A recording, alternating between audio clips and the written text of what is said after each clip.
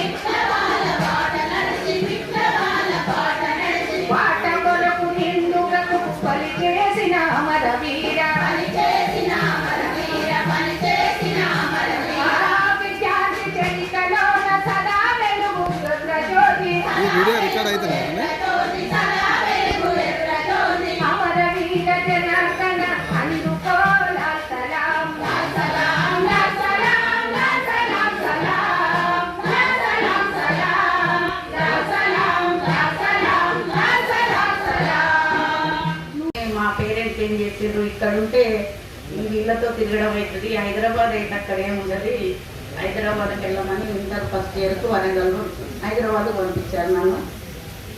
ఇక్కడ రాగానే నేను బోలపూర్ హాస్టల్లో జాయిన్ అయినాను. అప్పటికే పెద్ద స్వర్ణ ఇంకా మిత్రులు ఆర్ఎస్సి వాళ్ళు ఆ హాస్టల్లో ఉండడం, ఏమాత్రం కాలయాపన లేకుండా నేను రాగానే నేను వాళ్ళతో చేరిపోవడం. అప్పటి నుండి ఇక్కడ ఇంటర్ కాలేజీలో కొత్త ప్రైవేట్ కాలేజ్ అది, అక్కడ ఫ్యాకల్టీ లేదు, రూమ్స్ లేవు, రకరకాల సమస్యలు. ఆ సమస్యల మీద ఉద్యమించడం అనేది అంటే ఒక మారుమూల ప్రాంతం నుండి ఒక 16 సంవత్సరాల అమ్మాయి హైదరాబాద్ వచ్చి ఒక కాలేజీ ప్రిన్సిపల్ నిలదీసి ఉద్యమించే వైపుగా నన్ను నిలబెట్టిందంటే ఈ ఆర్ఎస్ విద్యార్థి సంఘము. ఆ చొరవ, తెగింపు, ఆ ధైర్యము, అట్లా ఆ పరంపర ఇంకా సాగుతూ వచ్చింది. ఆర్ఎస్ విద్యార్థులుగా పని చేయలేని పరిస్థితిలో ఉన్నటువంటి 85, 86 ప్రాంతం వరకు కూడా సుదీర్ఘంగా కాలేజ్ ఎన్నికలు మొదలుకొని కాలేజీలలో ఫ్యాకల్టీ నుండి మహిళా విద్యార్థినుల సమస్యల నుండి మొత్తంగా అశేష పీడిత ప్రజల యొక్క అన్ని అవసరాలు, అన్ని సామాజిక సమస్యల నుండి నూతన సమాజ మార్పు కోసం నిలబడాలనేటువంటి ఒక శాస్త్రీయమైనటువంటి ఒక అవగాహన అందించినటువంటి రాడికల్ విద్యార్థి సంఘంగా అప్పటి వరకు ఉంది. తర్వాత వివిధ సంఘాలలోనూ అట్లా పనిచేస్తూ మీ ముందు మళ్ళీ దరిదాపు ఎన్ని రోజుల తర్వాత మళ్ళీ నిలబడడం అనేది చాలా నిజంగానే సంతోషం అనలేను. కానీ ఒక్కసారి వెనకకు తిరిగి చూస్తే మనతో ఉన్నటువంటి మిత్రులు చాలామంది, ముఖ్యంగా మహిళలు, మన వాళ్ళు ఫ్లెక్స్ పెట్టారు బయట. అక్కడ అందరూ మన కామ్రేడ్స్ అందరినీ మరొక్కసారి కళ్ళారో చూడండి. ముఖ్యంగా నాతో పాల్పంచుకున్నటువంటి ఉద్యమంలో కలిసి రూమ్మేట్స్గా ఉన్నటువంటి మధ్యల స్వర్ణ,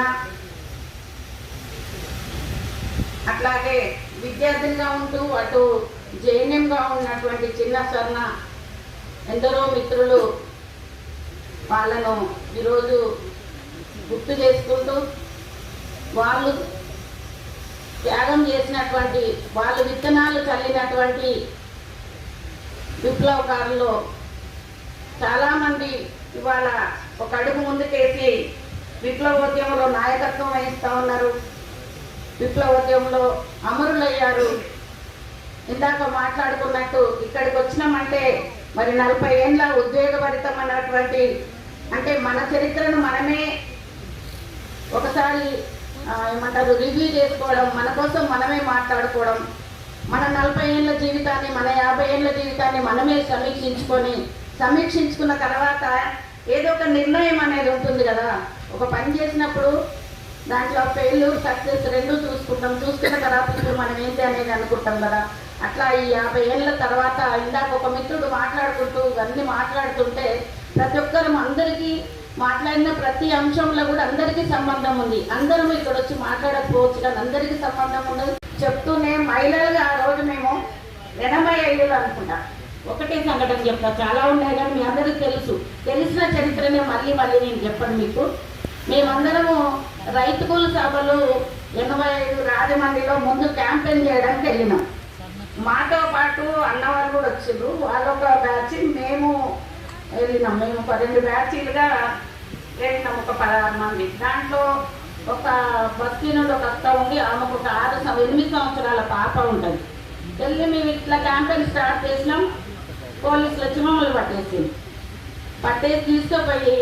తీసుకుపోయే టైంలో మనం సాధారణంగా ఎక్కాం కదా. మనం ఎవరం సాధారణంగా ఎక్కడానికి ఆర్ఎస్యూ విద్యార్థులం.